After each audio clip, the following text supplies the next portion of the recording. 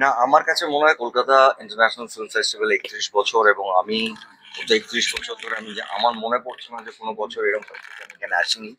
কারণ এটা আমাদের উৎসব, আমাদের ফেস্টিভ্যাল। এবং আমি বারবার একটা কথা বলি যে আমরা যে সময়টা বড় হয়েছি, অভিনেতা হিসেবে বেড়ে উঠেছি আমি বলবো, সেটার সময় তো আমাদের এত সুযোগ সুবিধা ছিল না যেখানে আন্তর্জাতিক মানের ভালো ছবি দেখার।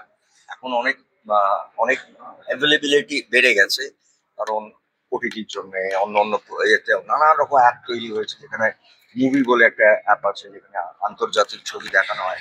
কিন্তু আমরা যখন বেড়ে উঠি তখন এইখানেই শুধু, আমার মনে আছে এই নন্দনে বা এই রবীন্দ্র সদন আমরা দৌড়াতাম, একটা ছবির পর একটা ছবি মাটিতে বসেই দেখেছি, কোনো সিট টিট থাকতো না। কারণ এই এই ধরনের ফেস্টিভ্যাল সারা ভারতবর্ষে হয়, সারা পৃথিবীতে হয়। এবং যারা সিনেমা দেখে আনন্দ পেতে চান, মানে সিনেমা লাভার যাদের, তাদের কাছে এইগুলো কিছু ম্যাটার করে না। এবং আমাদের ফেস্টিভ্যালটা আস্তে আস্তে এতটাই বড় হচ্ছে। এবং আজকে যেরকম আমি বলছি, আমার যেহেতু আমার কাজ আছে, আমি চলে যাবো কাল বাদে পরশু, তো ফেস্টিভ্যালটাকে মিস করবো। আমার আজকে এখানে আসার কোনো এজেন্ডা নেই, কোনো নেমন্তন্ন নেই। আমি ফোন করে বললাম আমি আসবো, কিছুক্ষণ থাকবো, ছবি যদি দেখার সুযোগ পাই দেখবো, যদি নাও দেখার সুযোগ পাই তাহলেও, কারণ এই ফেস্টিভ্যালের সময়টা না দুর্গাপুজো, যদি দেখা যায় দেখবেন এই প্রত্যেকেই একবার করে ডু মারবে। আজকে বিশেষ করে রোববার, এই যে সবার সঙ্গে দেখা হওয়া, আনন্দ হওয়া, উৎসব বলি কেন, ফেস্টিভ্যাল বলি কেন।